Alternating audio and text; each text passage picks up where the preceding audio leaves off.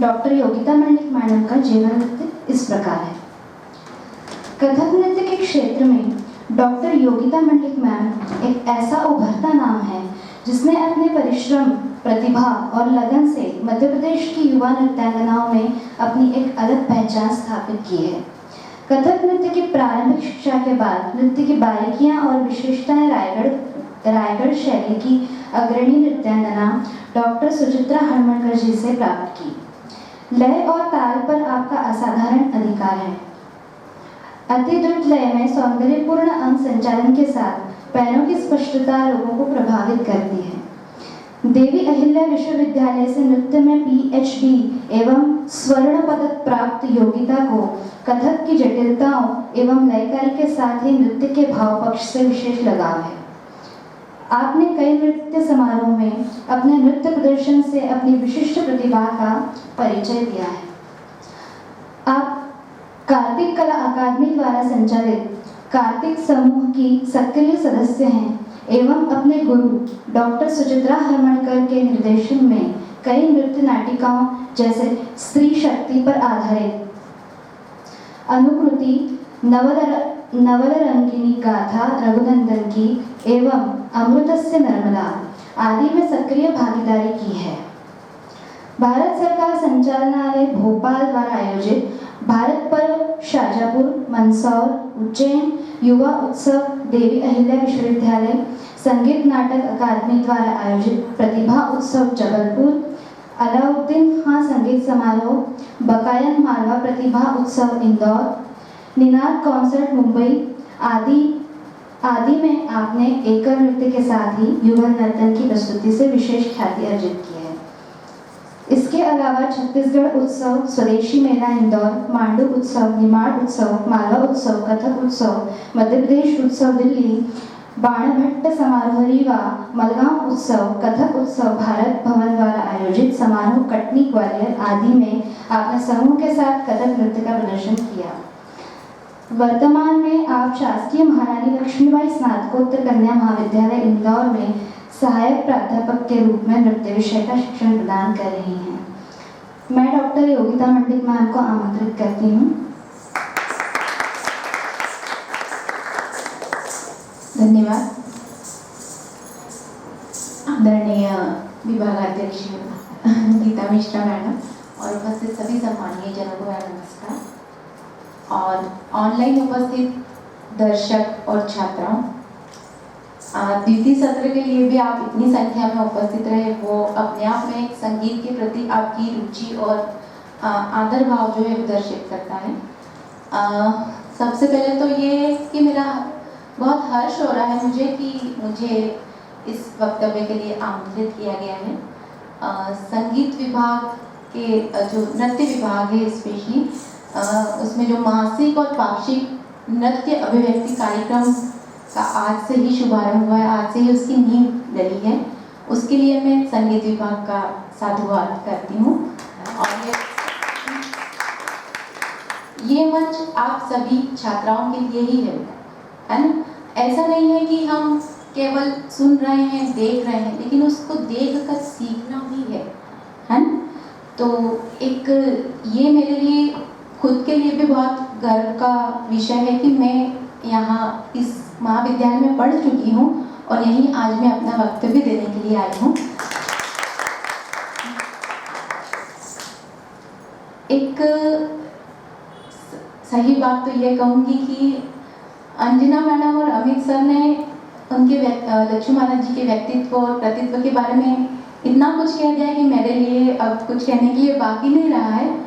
और मेरे लिए उनके बारे में कहना भी यह कहूँगी छोटा मुँह बड़ी बात होगी, पर फिर भी एक जो जैसा कि अमित सर ने बताया कि वे काफ़ी दरबारों में रहे, तो ऐसा ही एक रायगढ़ दरबार है जहाँ वे रहे।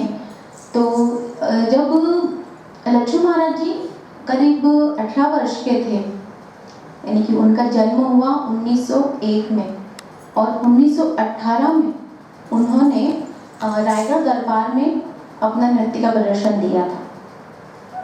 केवल 18 वर्ष की उम्र थी उनकी और तब रायगढ़ नरेश थे राजा भूपदेव सिंह उनके समक्ष उन्होंने अपना नृत्य का प्रदर्शन दिया था और खूब वाहवाही लूटी थी।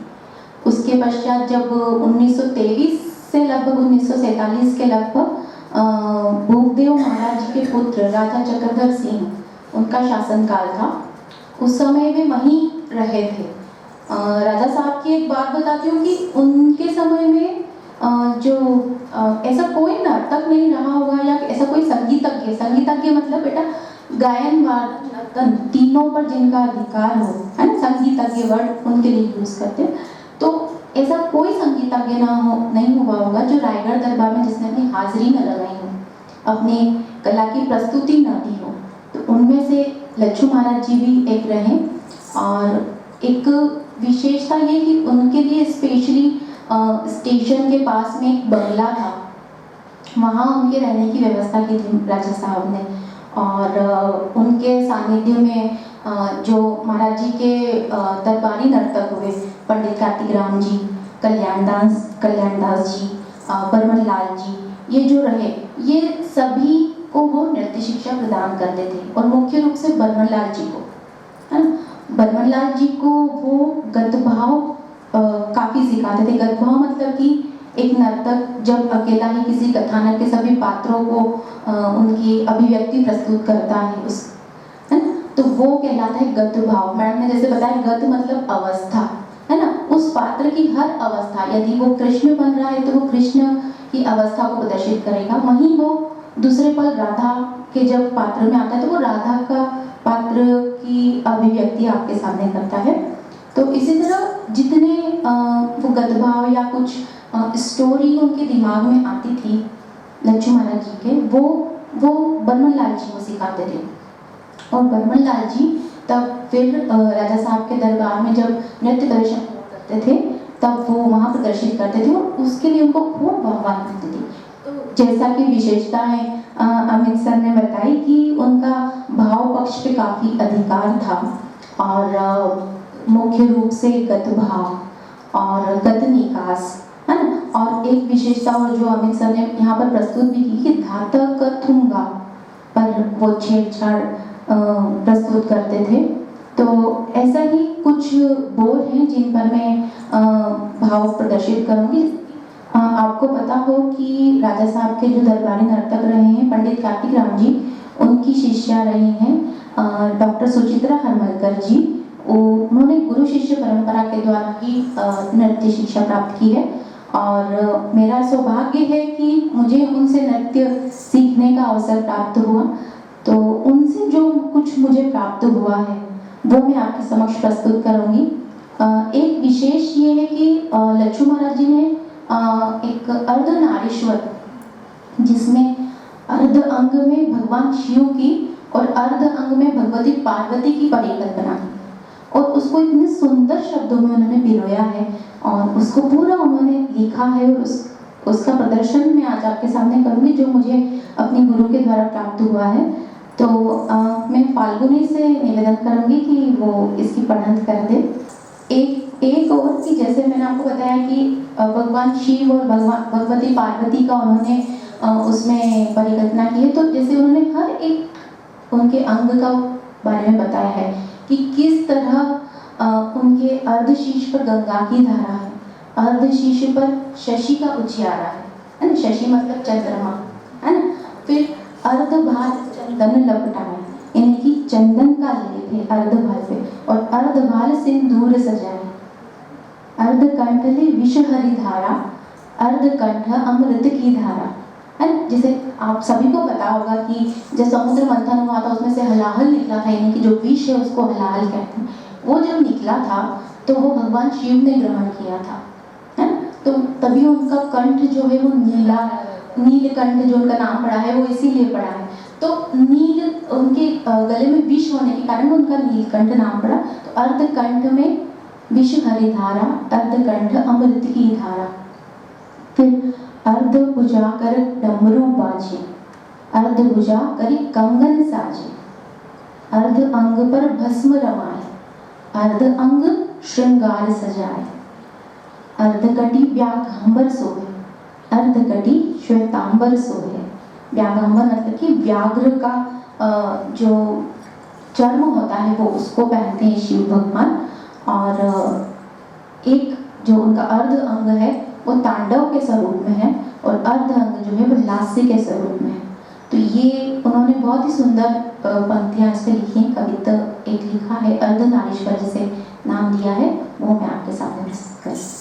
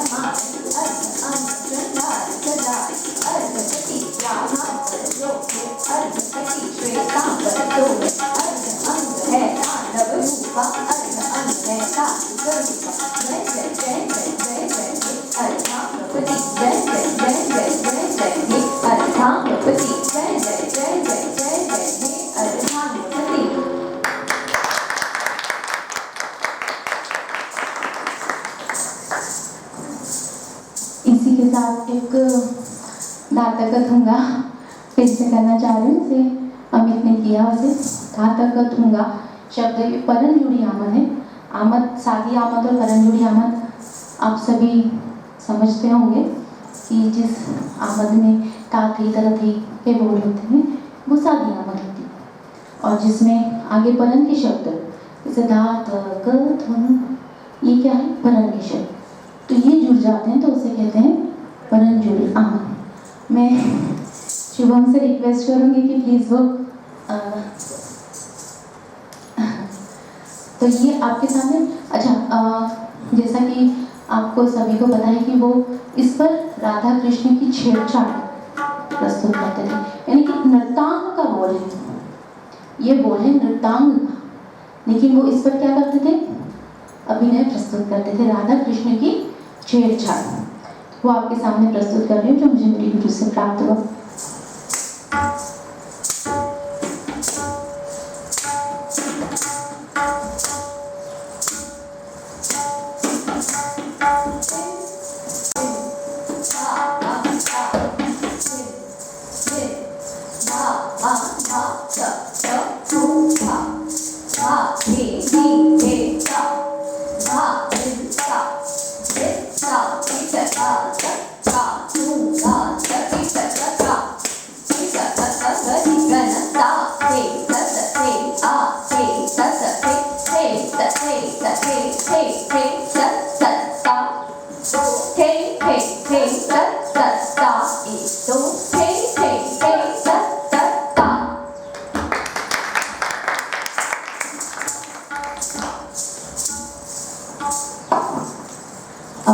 ऐसा ही एक छोटा सा बोल है विलंबित लय का, ता थे तर, ता थी तर, आ थे तर, आ थी तर, ता थी तर, आ थी तर, ता थी तर, ता थे तर धा। इस बोल पर आपको छेड़छाड़ का एक और भाव प्रदर्शित कर रही हूँ।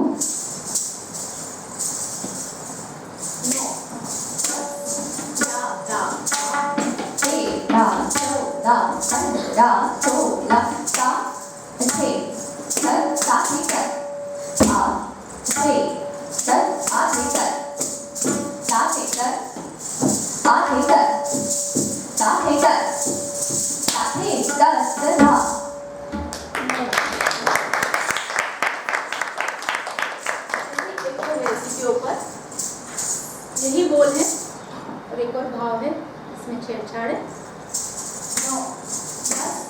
या रा मा रा ए रा चौ रा चंद रा चौ रा ता से दर ता से कर आ से दर आ से कर ता से कर आ से कर साथे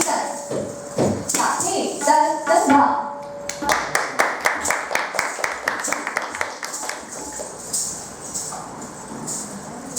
ऐसे छोटे छोटे बोलों पर भाव प्रदर्शित करना महाराज जी की विशेषता थी।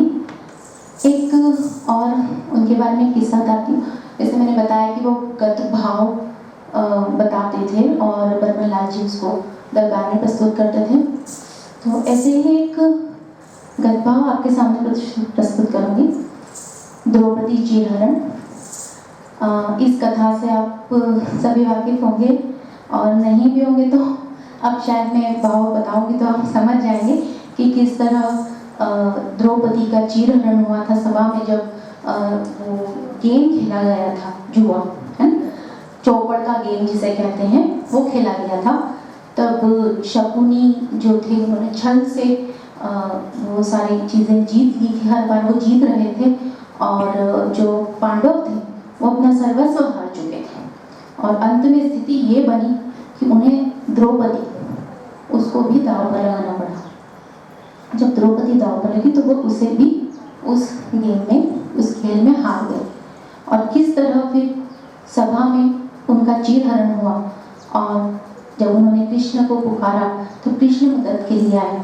इसके पीछे एक कथा और है कि एक बार जब कृष्ण भगवान को लग गई थी हाथ में, तब द्रौपदी जी ने अपने साड़ी का जो पल्लू होता है उसको चीर कर और उनकी उंगली में बांध दिया था। तब उन्होंने कहा था कि ये चीर मुझ पर उधार रहा पांचाली। तो वो जो चीर है इतना सा टुकड़ा और वो इतनी लंबी साड़ी जो उस समय उनके उस सभा में उनकी रक्षा कर पाई, वो प्रसंग आपके सामने प्रस्तुत करती हूँ।